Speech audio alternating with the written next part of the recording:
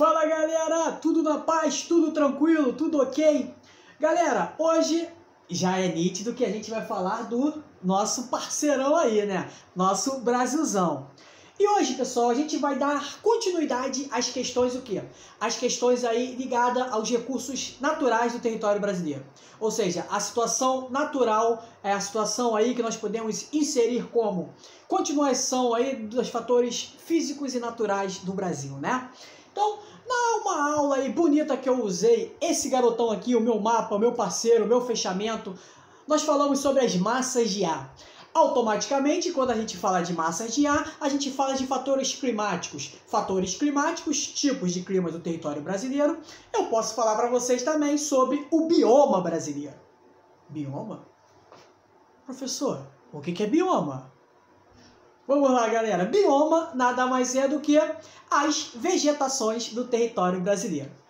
Galera, se vocês prestarem atenção aí, eu vou até sair um pouquinho, ó. Se vocês prestarem atenção no tamanho do território brasileiro, nós podemos notar o quê? O que eu posso afirmar para vocês? Brasil, o tamanho de um continente. Brasil, um país de dimensões continentais. Automaticamente, se eu chego e falo para vocês que esse território de aproximadamente 9 milhões de quilômetros quadrados, ele vai ser formado exclusivamente por um tipo de bioma, estaria totalmente errado. O que acontece? Nós temos aí as diversidades, né? O território brasileiro não é considerado o país das diversidades sociais e culturais, ele vai ser também o país das diversidades o quê? Das diversidades naturais. Então, se vocês prestarem atenção aqui, eu fiz algumas divisões, né?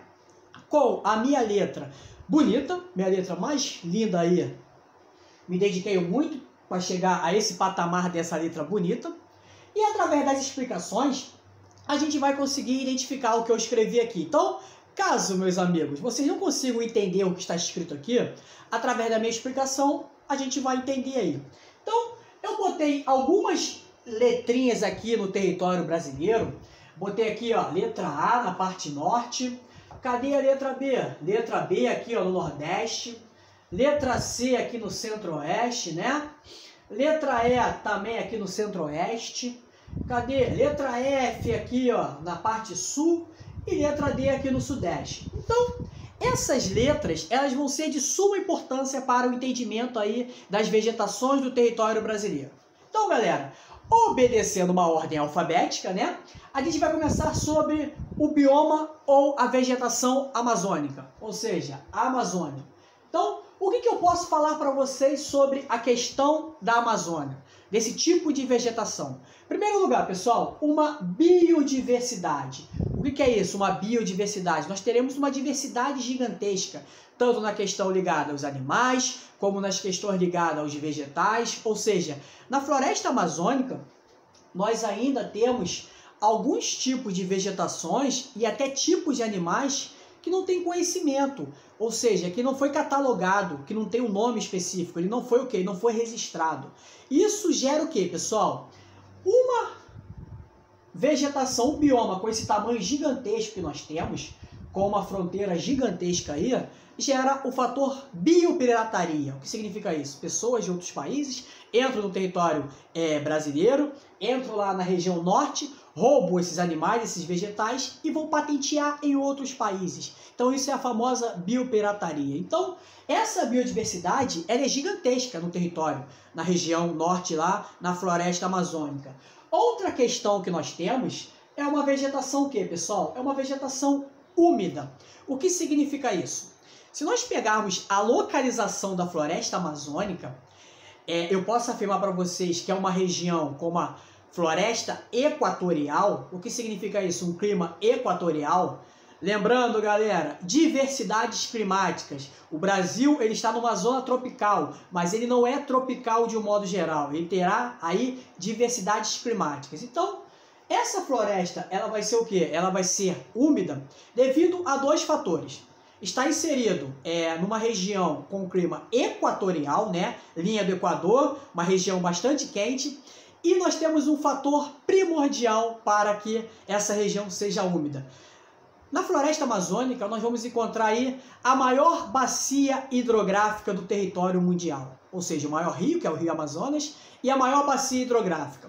Com uma temperatura elevada durante um bom período aí do tempo, nós vamos ter o quê? Nós vamos ter evaporação, alto índice de chuvas aí. Então, anualmente, essa floresta aí, ela recebe cerca de 5.000 milímetros de água por ano. É uma região bastante chuvosa aí, principalmente por esses fatores que eu acabei de falar para vocês aí. Então, uma região com uma bacia hidrográfica gigantesca, né? O rio aí, o maior rio do planeta, a maior bacia hidrográfica do planeta. Clima muito quente, altas temperaturas. Nós teremos o quê? Nós teremos uma evaporação aí e bastante chuvas. O tipo de vegetação vai ser uma vegetação latifoliada. O que significa isso? Uma vegetação perene. As vegetações, as plantas lá, as folhas são gigantescas, né? Sempre verdinhas, principalmente por esse abastecimento. Nós teremos uma subdivisão da floresta amazônica, ela vai ser dividida em 3 partes aí. Mata de igapó, aonde vai estar sempre inundada, mata de várzea, aonde vai, no período aí de cheias, ela vai inundar, e mata de terra firme, aonde ela nunca vai ser inundada.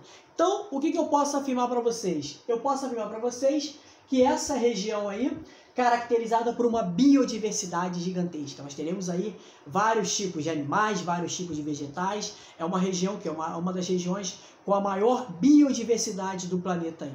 Aí a gente sai aqui da região norte, com um tipo climático, com um tipo aí ligado a fatores de bastante chuvas, é uma vegetação aí com uma biodiversidade gigantesca, e vamos aí para a nossa letra B, que nada mais é do que a Caatinga aí, né? Sem piadinha, né? Caatinga, né? Que é a Caatinga. Então, o que vai acontecer, pessoal? O que eu botei para vocês ali, ó? Clima semiárido. O que significa isso? Nós podemos notar que a Caatinga está aqui, ó, no interior do Nordeste, vem até aqui, ó, ao norte de Minas Gerais. Então, no norte de Minas Gerais, nós teremos aí uma vegetação de Caatinga. As temperaturas, elas serão altas, ou seja, com pouco índice pluviométrico. O que significa isso? Pouco índice de chuvas nessa região. Então nós teremos alguns fatores aí, o quê? Alguns fatores para que o tipo de vegetação se adapte àquela situação do clima, do fator climático. Então, na Caatinga, a gente não vai ver o quê? A gente não vai ver uma vegetação exuberante como a vegetação aí da floresta amazônica. A gente não vai ver isso. A gente vai ver uma diferença gigantesca aí. Ou seja, aqui a gente vai ver uma vegetação xerófila. O que significa isso? Uma vegetação com galhos retorcidos, onde as raízes vão ser profundas, principalmente para captar água. Pessoal, o clima semiárido não quer dizer que não vai chover, tá? Vai chover sim. Mas se lembra que eu falei para vocês aqui, ó, que na região norte, o índice pluviométrico é de aproximadamente 5.000 milímetros anual, ou seja, é bastante água. Aqui o índice de chuva ele vai chegar a 500 milímetros por ano. Ou seja, nós teremos o quê? Nós teremos aí poucas chuvas nessa região. Essa região aqui vai ser abastecida no período do verão, né? O verão no hemisfério sul ele é caracterizado por grandes chuvas, altos índices de chuvas, isso é natural no hemisfério sul.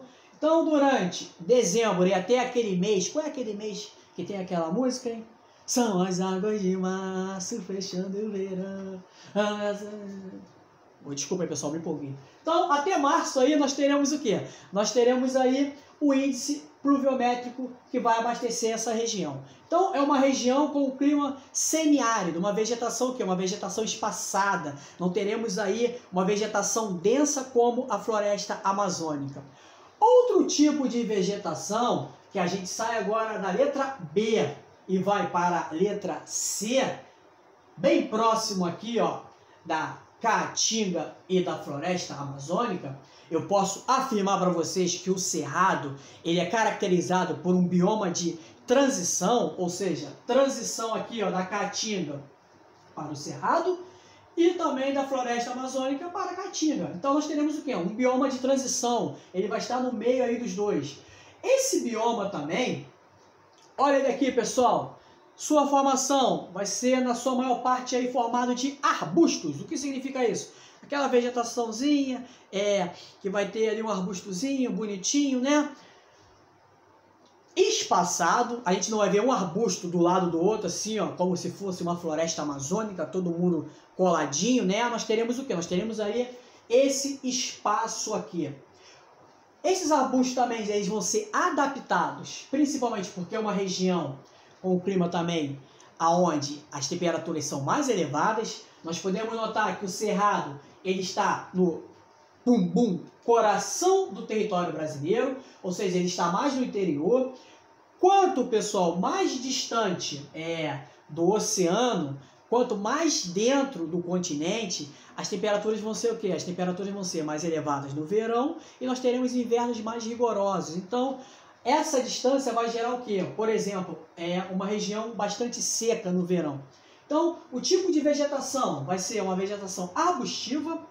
O solo dessa região, ele é um solo bastante ácido. Então, o que vai acontecer, pessoal?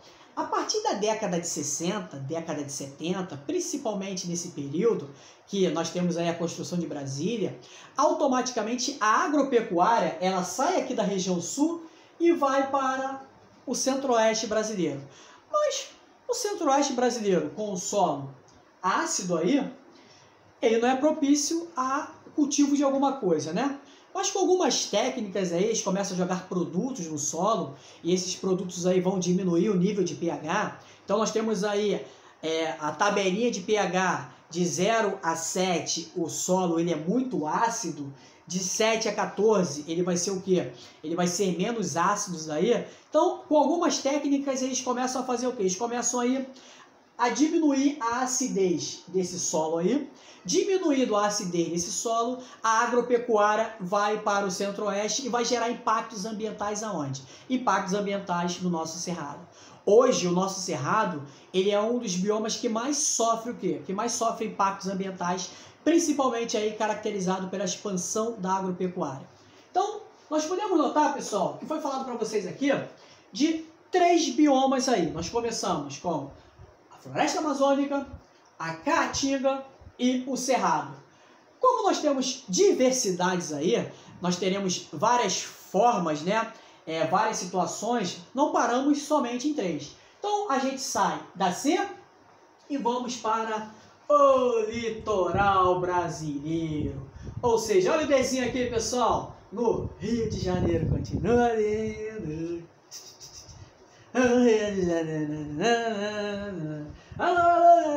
Aquele abraço, alô, do Flamengo, aquele abraço. Então, do Rio de Janeiro até o Rio Grande do Norte, o que vai acontecer? Nós teremos um tipo de bioma aí, um tipo de vegetação. Qual é esse tipo de vegetação? Mata Atlântica, ou seja, a mata do clima o quê? Tropical litorâneo. Pessoal, uma biodiversidade gigantesca. A gente pode até comparar essa biodiversidade, assim, essa vegetação exuberante, vários tipos de animais, até com a floresta amazônica. Mas o que acontece? A floresta amazônica é gigantesca, é o maior bioma aí do planeta. A Mata Atlântica não. A Mata Atlântica é pequenininha, é litorânea, ó. Litoral aqui, ó. O que acontece com esse tipo de vegetação, pessoal? Biodiversidade é densa, né? Nós teremos uma vegetação densa aí. Mas a partir de 1500 nós teremos um fator problemático aí para a Mata Atlântica. Qual é esse fator problemático aí? Pessoal, se lembra que em 22 de abril de 1500 os camaradas portugueses chegam em nosso território? Automaticamente eles vêm em busca de produtos. Qual é o produto que eles vão achar de primeira aqui no litoral brasileiro? Aquele produto que saiu uma tinta avermelhada, que era muito importante lá no continente europeu, nada mais, nada menos do que pau-brasil. Ou seja, a Mata Atlântica já começa a sofrer alguns impactos ambientais. A partir do processo de ocupação, o que significa isso? Quando os portugueses começam a ocupar e com o passar do tempo, eu posso afirmar para vocês que a nossa população de aproximadamente 209 milhões de habitantes, 85% vão viver no litoral, ou seja, perto do litoral. Nós podemos notar que as principais capitais brasileiras estão aonde, pessoal? No litoral do território brasileiro. o crescimento urbano vai ser importantíssimo para a devastação de quê?